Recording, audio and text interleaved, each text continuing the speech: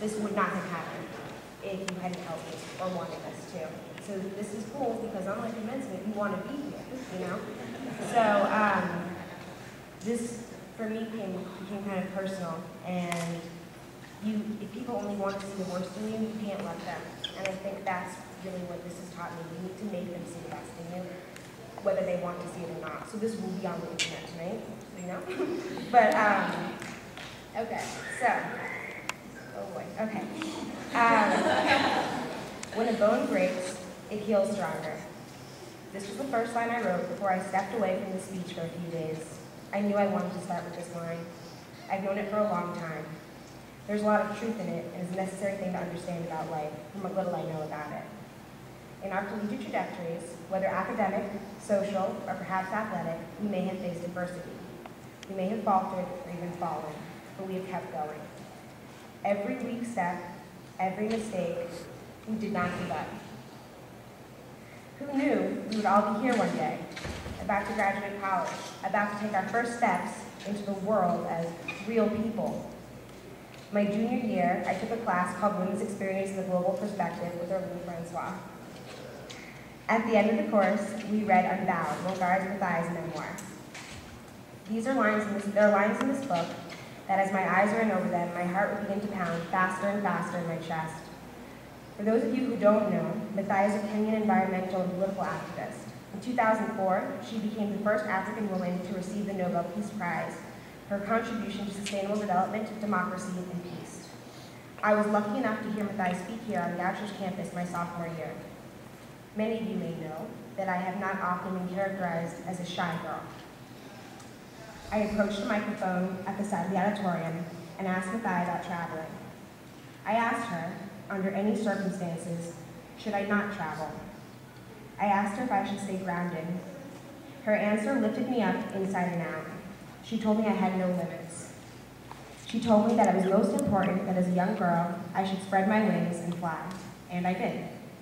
I was privileged enough to travel a lot during my time at Goucher, that I was able to spend so much time abroad and still manage to graduate on time mystifies me. But I suppose that is one of the most wonderful qualities about this school. The fact that we are allowed to spread our wings and study in other parts of the world. My education here took me outside the boundaries of this campus. In fact, I lived and breathed the school slogan, education without boundaries. From West Africa to Mexico, and then finally to Costa Rica, I absorbed as much of the world as I could through my eyes and the lens of my ever-at-hand camera. I, like so many of you, consider the countries in which I studied my home. Imagine just how lucky we are to have multiple homes. Along with studying at Goucher, studying away from Goucher molded me into the person I am today. One of the biggest attractions in Costa Rica is the country's vast sea turtle conservancy. To glimpse any one of these turtles that nest in Costa Rica is an inspiring experience. All are magnificent, mysterious creatures with distinct qualities. Sea turtles come in many different sizes, shapes, and colors.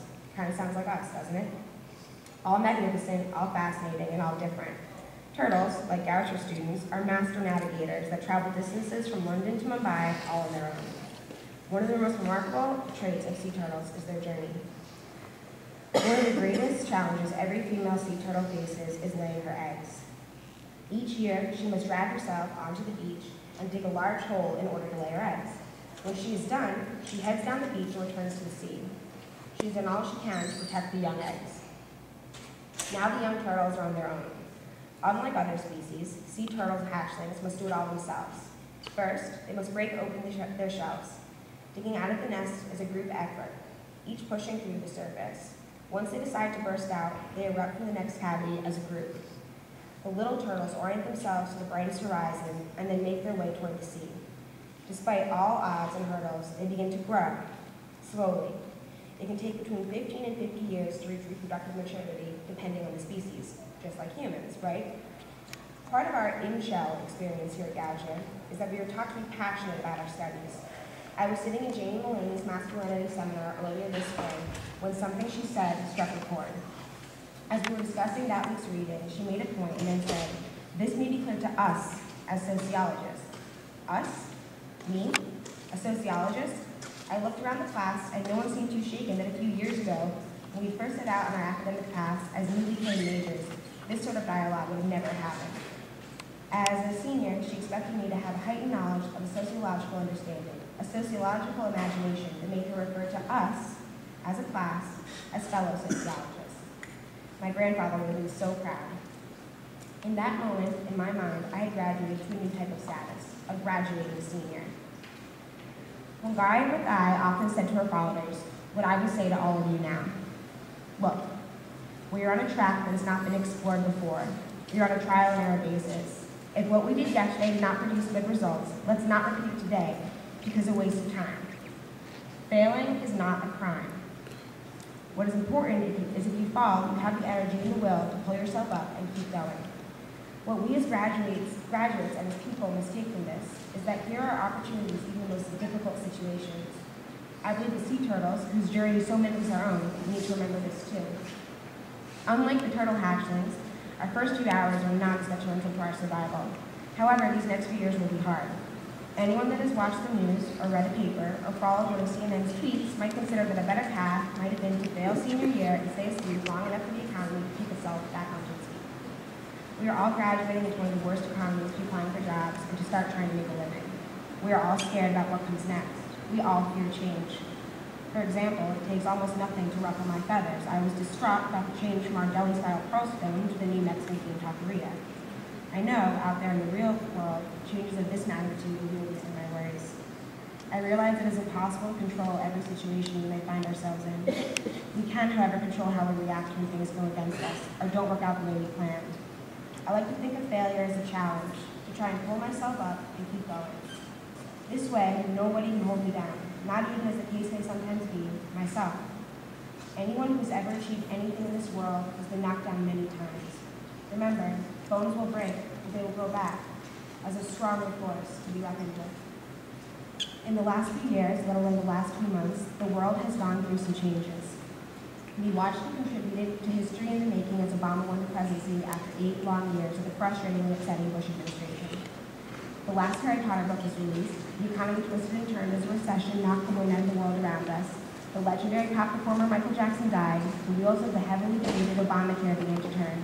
BP's well spills that features an entire ecosystem destroyed, floods ripped through Pakistan, earthquakes shattered Haiti, and most recently Japan, contributing to environmental concern about global warming and radiation. Gays in California were allowed to marry legally for an entire year before Proposition 8 ruled that decision. Wars in the Middle East raged on, while American soldiers did not get the swift exit they'd been promised. Facebook and Twitter changed how people did war, as a youth-led revolution in Egypt inspired other African countries to stand up against their dictators, putting countries like Libya in a state of unrest. All of this seems bleak and overwhelming, I know. We cannot let this scare us. We must continue to be restless, and let that restlessness drive us forward. As Mathai writes in her book, if we really carry the burden, we are driven into action. We cannot tire or give up. We owe it to the present and future generations of all species to rise up and walk. We as a student body, as the graduating class of 2011, must raise our consciousness to such a level that we will not give up, nor will we succumb to the daunting world around us. No matter what, we are in this together. Similarly, turtle hatchlings must also emerge together. Baby sea turtles are small, and the egg chambers are deep. It is almost impossible for a single turtle hatchling to escape from the chamber alone. As they break free from their shells, they stimulate other turtles to emerge from their eggs too. Emerging together increases their chances of survival, as many hatchlings will overwhelm would-be predators. A single turtle would be an easy target. Through standing by one another, by lending a hand if it was needed, we have cracked out into the open. It must be said that without the help of our professors, these life-changing individuals, those who never gave up on us, that it, in many cases, saw our potential before we realized we had any, enabled us to be here today. In some cases, we were given chances, first, second, and third chances. Perhaps through blood, sweat, and tears, perhaps today, standing before you, despite all odds, despite cracking even the toughest shell, despite people telling us we wouldn't make it, despite hearing that we were wrong, despite so many broken bones, we are still here. And today, we are about to begin the next chapter of our lives, whether those who doubted us like it or not. I've become aware that what we become depends on what we make of our relationships and the experiences we share with those we meet. Whether it's a professor, a a mentor who teaches you to run through the woods, or a friend. For instance, classmate Colleen Cole and I have been planning on writing a textbook that will change the world since freshman year. Sevilla Dalek, an incredible peace studies professor here, once told me that war is a force that gives us meaning, and that within each of us, there is a tiny war that drives us. With any luck, this war will fill us with a new hope. The guy believes that hope is like a flower, which when it blooms, does so no matter what mood it's in or who is watching it. It always gives its best. We can too. Each of us can make a difference and together accomplish what might seem impossible. One of my favorite classes here at Goucher was Joan Burton's Peace Protest and Legacy of the 60s class. I would like to acknowledge that Joan has been here for 30 remarkable years and is now retiring. When I asked her to be my advisor, she said she would, but was planning on leaving the Goucher community soon. I told her fine, just let me graduate first. Thanks for sticking with me until the end, Joan. In her class, I learned that one person may not be able to change the world, but they can make a difference. I can make a difference. We can all do this, especially if we work together and take the skills we've learned here to work with others, and ever slowly, but surely we will change the world. Together, we as a class are emerging. The older and wiser turtles that buried us in dunes of knowledge have done all they can. It is up to us to turn towards the horizon and make our way into the world on our own. This is all we can do. No matter who we are, no matter our difficult pasts or futures, no matter how many bones have shattered and grown back even stronger than before, all we can do is do the best that we can. Before I say the whole congratulations bit, I just want to tell you, just never give up. You know, like that's really what this has also been. Don't give up, and you owe it to each other, but you owe it to yourselves. For the class of 2011, felicidades, congratulations.